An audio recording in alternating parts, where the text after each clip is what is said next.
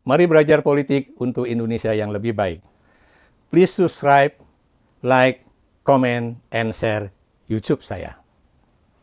Teman-teman, suatu saat saya berkunjung ke tempat di mana kawan lama saya, Abraham Samad, mantan Ketua KPK, berkantor. Dan di kantor beliau, saya bukan saja melakukan rekaman podcast bersama beliau, tapi juga berbincang-bincang mengenai perkembangan politik Indonesia, khususnya pertanyaan yang saya ajukan adalah apakah ketika Abraham Samad menjadi Ketua KPK, dia pernah melakukan suatu penyidikan ataupun penelitian mengenai LHKPN yang dimiliki oleh Joko Widodo.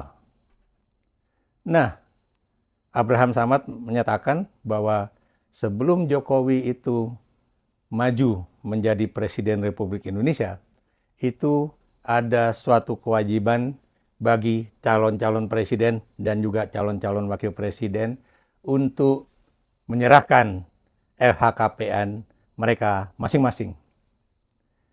Abraham menjelaskan pada saya, karena yang akan maju itu adalah calon presiden dan calon wakil presiden, karena itulah dia sebagai Ketua KPK itu melakukan suatu kajian langsung dan juga wawancara langsung dengan baik itu dengan Jokowi dan juga dengan Prabowo Subianto.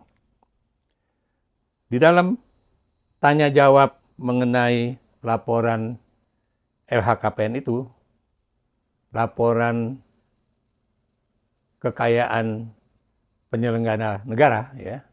Jadi ada satu hal yang menarik di mata beliau, yaitu bahwa Jokowi itu memiliki sebuah mobil Mercedes klasik. Itu pada tahun 2014, ya. Dan ditanya oleh beliau pada Jokowi, apakah mobil ini dibeli pada saat masih new, masih benar-benar baru, ya. Dan Jokowi menjawabnya iya, dia beli mobil itu baru.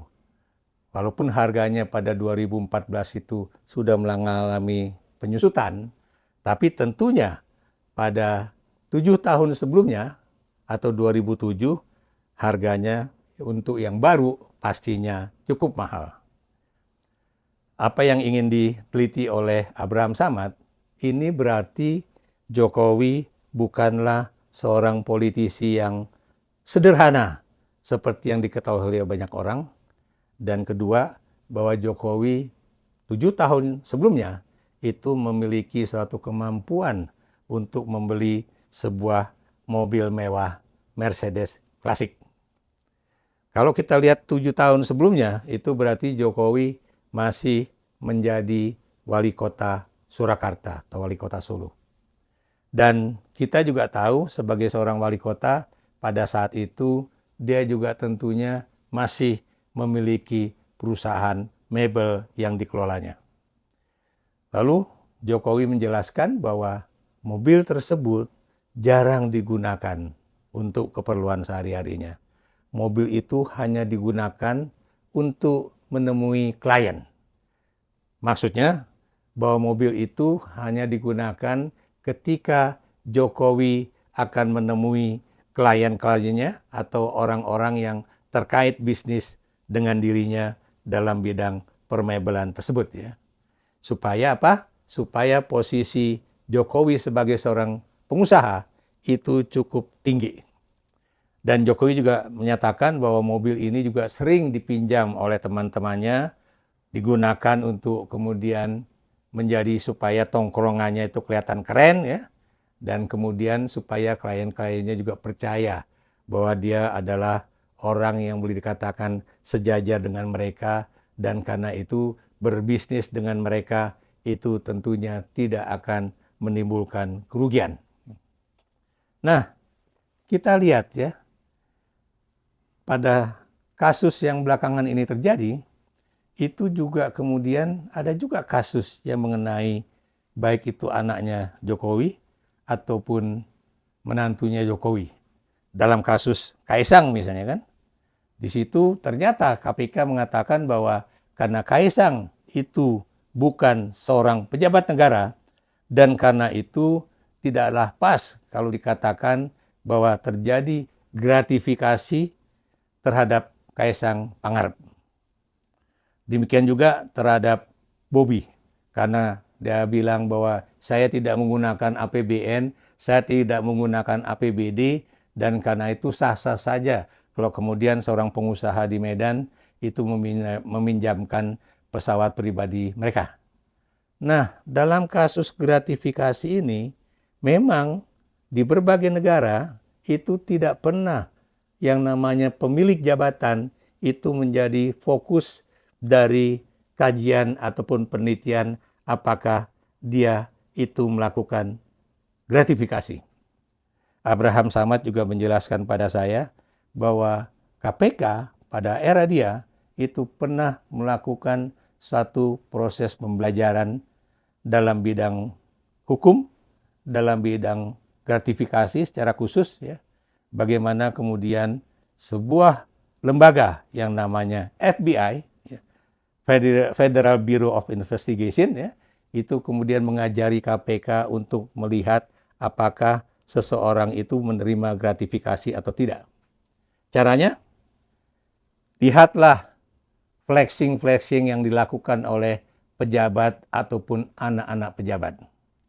Jika flexingnya itu menunjukkan gaya hidup yang bermewah-mewahan, dan karena itu yang dari analisis ini bisa terlihat bahwa terjadi apa yang disebut dengan gaya hidup yang bermewah-mewah atau lifestyle analisisnya, ya, itu bisa menjurus pada bahwa keluarga ini bukan mustahil melakukan suatu gratifikasi, sebab tanpa gratifikasi tidak mungkin anak atau menantunya itu bisa hidup bermewah-mewahan. Seperti juga misalnya menggunakan pesawat jet pribadi yang dimiliki oleh seorang pengusaha dari luar negeri ataupun dalam negeri.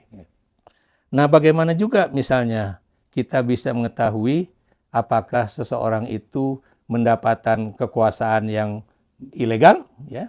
Dalam kasus di Malaysia, itu Abraham Samad menjelaskan pada saya, yang dilakukan adalah pembuktian terbalik.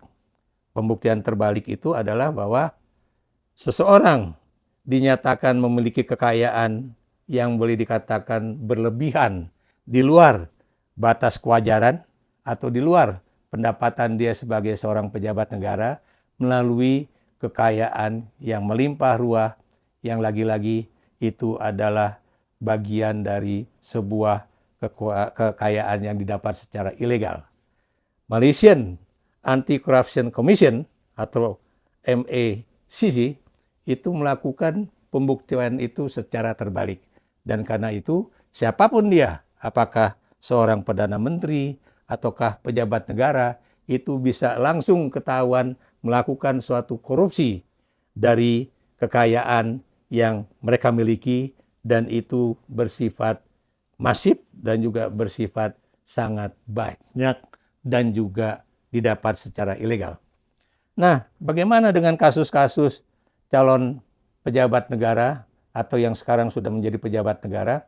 Apakah itu menteri, wakil menteri, atau utusan khusus presiden, ya, yang di dalam harian Kompas pada hari Kamis ini, ya, itu menunjukkan bahwa banyak pejabat-pejabat itu yang mengisi laporan harta kekayaan penyelenggara negara atau LHKPN itu secara serampangan, tidak serius, atau kemudian laporannya disebut sebagai abal-abal.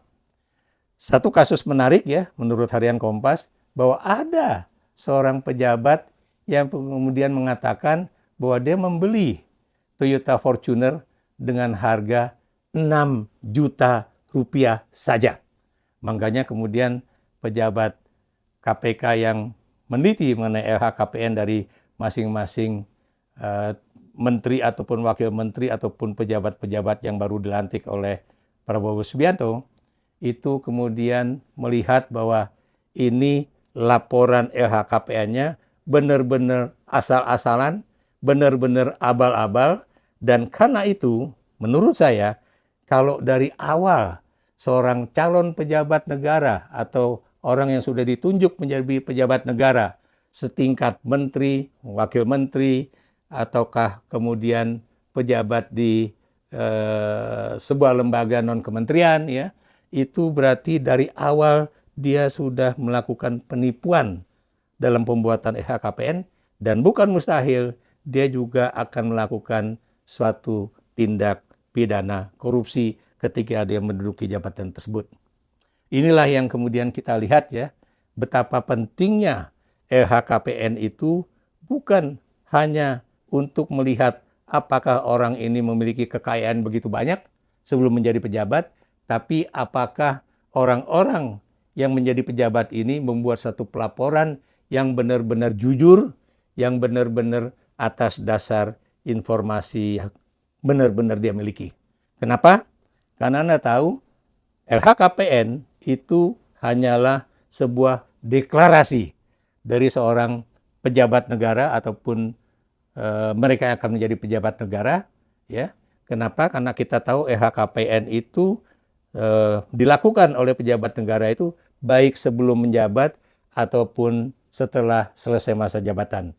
Dan setiap tahun itu yang namanya pejabat negara, seperti saya pernah menjadi Duta Besar Republik Indonesia di Tunisia, itu setiap tahun saya juga melakukan laporan kekayaan, ya, laporan harta kekayaan pejabat negara, ya, dan itu akan dilihat oleh KPK apakah terjadi suatu kenaikan kekayaan saya dalam setiap tahun itu melebihi dari pendapatan saya sebagai seorang Duta Besar Republik Indonesia di Tunisia. Dan satu juga yang juga ingin saya infokan kepada Anda, itu laporan akhir LHKPN saya setelah selesai menjadi Duta Besar, itu juga tertahan oleh KPK hampir 2 tahun. Kenapa? Karena rupanya ada laporan yang belum dituntaskan, yaitu karena anak saya itu ketika berada di Tunisia itu kemudian pulang ke Indonesia dan sudah masuk usia 17 tahun. Jadi kemudian ditanya mana rekening banknya, dan KPK ingin mengetahui berapa jumlah uang yang ada di rekening bank anak saya. Dan karena itu adalah suatu hal yang aneh kalau kemudian KPK memperlakukan saya seperti itu, sementara memperlakukan anak presiden seakan-akan itu bebas dari orang tuanya karena dia bukan pejabat negara. Padahal anak saya yang masih kecil, yang masih boleh dikatakan menginjak dewasa 17 tahun, itu bank account-nya aja ditanya ada duitnya berapa, yang sudah pasti duitnya itu tidak seberapa. Jadi sekarang saya ingin mengatakan bahwa KPK pernah melakukan verifikasi terhadap laporan harta kekayaan Jokowi, ya, ketika dia menjadi calon Presiden Republik Indonesia pada 2014. Tapi kita juga belum tahu apakah laporan LHKPN Jokowi setelah dia berhenti menjadi presiden pada 2024, 20 Oktober 2024 kemarin, itu kemudian juga sudah diverifikasi oleh KPK. Kenapa ini penting? Karena kita juga ingin melihat berapa pertambahan nilai ataupun pertambahan kekayaan seorang presiden yang menjabat selama 10 tahun, apakah itu juga boleh dikatakan sesuai dengan gaji dan juga tunjangan yang diterima oleh seorang presiden, ataukah dia juga mendapatkan uang dari cara-cara yang ilegal selama 10 tahun menjadi Presiden Republik Indonesia. Hanya dengan verifikasi yang jujur, hanya dengan pernyataan yang jujur, kita baru bisa melihat apakah seseorang itu melakukan tindak pidana korupsi atau tidak.